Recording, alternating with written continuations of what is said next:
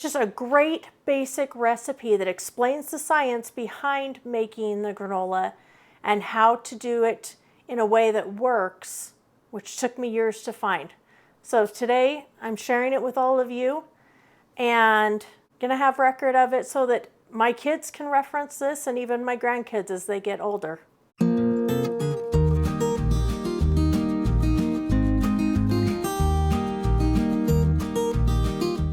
Hi, my name is Terry. Welcome back. Today we're going to do our family's granola recipe. I'm hoping I can do it justice. I came down with a migraine today and I've been fighting it all day. I took my meds, rested, did the whole 9 yards. The pain is gone, but my brain is still not great. So I'm doubling this recipe. I went ahead and wrote down my doubles. My hardest thing when I have a migraine is word retrieval and math. Math is not great for me on a good day, so especially with a migraine, it's bad. So all of my doubles are written down so that I could give you guys accurate information, because I knew I would end up doubling some of the recipe and not the rest of the recipe, and it would be all messed up. And I want to show you guys. This is our granola recipe. Can you see how much we use it? I printed this off in 2006. I found it on All Recipes. I was doing a deep dive into finding a good granola recipe. I had tried a bunch of different granola recipes and they just kept not turning out the way I wanted them to. And so as I went on this journey to figure it out, I found a little tidbit from this place, a little tidbit from this place, and I started learning the things that I was doing wrong. And then I found this master recipe that is a base and went from there and tweaked it to our family's liking. We like to use a roaster, and that's why I wanted to get this recipe filmed and out, because Thanksgiving is a great time to get these. That was originally when we got ours, was for a Thanksgiving meal so that we could free up our oven and not be in the kitchen all day long. And to this day, we still use this for our Thanksgiving turkey and our Christmas ham. It makes it so easy. But we also use it other times of the year. We use it for our granola. We use it when we make applesauce. I use it to process tomatoes. So by using it for all these different purposes, it makes it worth the storage space that it takes up. We're going to mix 4 cups of old-fashioned oats. And it's important that you use old-fashioned oats. This All Recipes reference, it's from a USA column.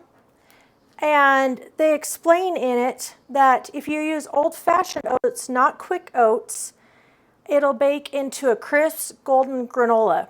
Cereal made with quick oats clusters better, but the texture is powdery, not crisp, and it tastes of raw starch. Not what you want your granola to taste like. I'm going to be referring back to this as we go through the recipe. I'm going to add 1 cup of wheat germ, 4 tablespoons of brown sugar, a half a teaspoon of salt, a half cup of coconut. And get this preheating at, I believe it's 275. So we're going to stir this all together, break up that brown sugar so that it coats. And then as this warms up, that brown sugar will continue to break down. The brown sugar acts as one of the sweeteners, which we'll talk about as we go back into the article. Okay, we're just going to let that sit here in the roaster as it preheats. And then we're going to start working with our wet ingredients. Okay, now over low heat, that's key.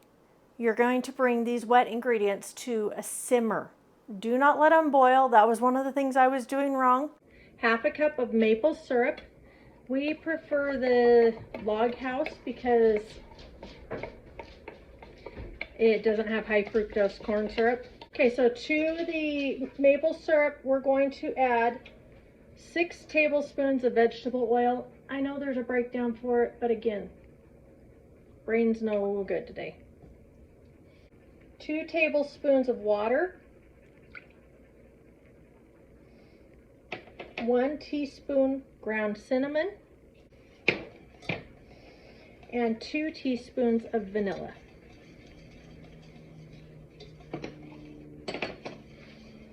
We've got it over low heat. We're going to stir that together to incorporate it. And we're just going to bring it to a simmer. Okay, we're just starting to simmer. You can see how the texture is changing as it's starting to simmer.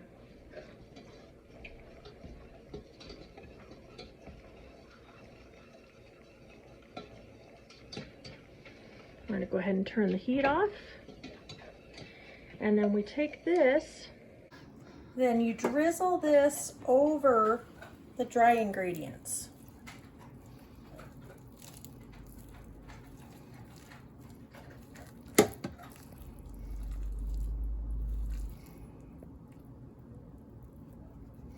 And we're going to stir it to coat. The first time we made this, we thought there is no way that that is enough liquids. But as I stirred it up and got it all incorporated, it is, and it is delicious. You can already see how it's starting to change.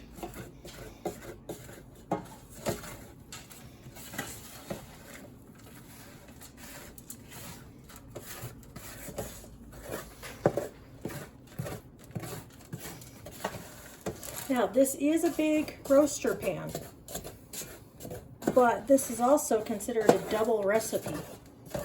So keep that in mind when you're making it. You can see how now everything is combined and coated. I just kind of pack it together with the spoon and then try to spread it back out so it'll cook without breaking apart all of those clumps. Sometimes it works, sometimes it doesn't. Even if it doesn't work, as far as clumpiness, it still tastes incredible, even if you don't have the clumps. We go ahead and cover this. It bakes for 30 minutes. Then we stir in our raisins and we bake for an additional 15 minutes. So we'll be back when that happens. Okay, it's been about 30 minutes now, so we're going to go ahead and take this cover off.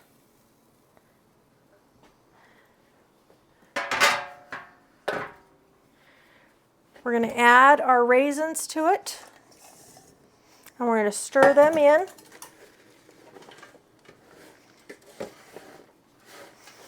And the raisins with the coconut and the maple syrup and the cinnamon, yum. I wish you could smell this right now. I'm going to set another timer for 15 minutes. I'm going to leave the lid off this time so that it dries out a little bit. We buy our wheat germ in bulk at Winco because it's a lot cheaper that way. Like at Walmart, it's in a little jar. And while that jar is enough to do a couple of batches, it's a heck of a lot cheaper to buy at bulk if you have that option. But the other thing that I wanted to go over was I had started talking about the right oats and how important that is. You saw me add a little bit of water to the wet ingredients, and that helps it to cluster also, to create those clumps. In combination with the oil and liquid sweetener, it says, the water mixes with the wheat germ to create a delicious mortar. Squeeze the cereal with your hands before baking to seal the bond and form small clumps. And like I said, unless I let it completely cool, even if I was cooking it in the oven, you're pouring hot syrup in there. So I've never figured out what they meant by that. So I just do it with the spoon. It says to use both liquid and dry sweeteners. And so it goes on to say, I prefer straight maple syrup, but try honey or a combination of honey and maple syrup or maple syrup and molasses.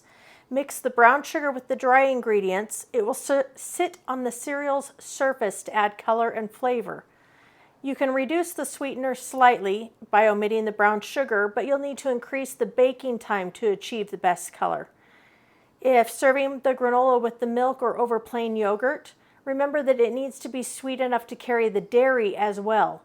And don't forget the salt, just a pinch, but it brings out the cereal's flavors. So I thought those were all really good points, that you need the little bit of water to clump, the liquid and dry sweeteners, and the pinch of salt to bring out the flavor. And then you add the dried fruit partway through the baking so it dries out just enough to keep the cereal from turning soggy. Like I said at the beginning, this is called a master granola recipe. This link, to my knowledge, no longer exists, so I'm glad I printed it out. And like I said, I printed it out in 2006. And that's how long we've been making this recipe. We've tweaked it. We have a couple of different versions. We have a fruit nugget granola, which still uses that master recipe. You use the old-fashioned oats, the wheat germ, the brown sugar, the salt. But then for the sweetener, you do honey, and then you do the vegetable oil, water, ground cinnamon, vanilla, and then I add fruit nuggets, which could be dehydrated apples, bananas, whatever fruit you like. Okay, so the granola is all finished up. I moved it to a gallon baggie to show you more of how much it actually is. And keep in mind, this is a double recipe, but this is about the amount that you would buy if you bought a package of granola. So anyway, I just wanted to jump back on so you guys could see it all done. You can see how great the color is. It's moist. There's even some clumps in there. It is so yummy. Definitely a family favorite.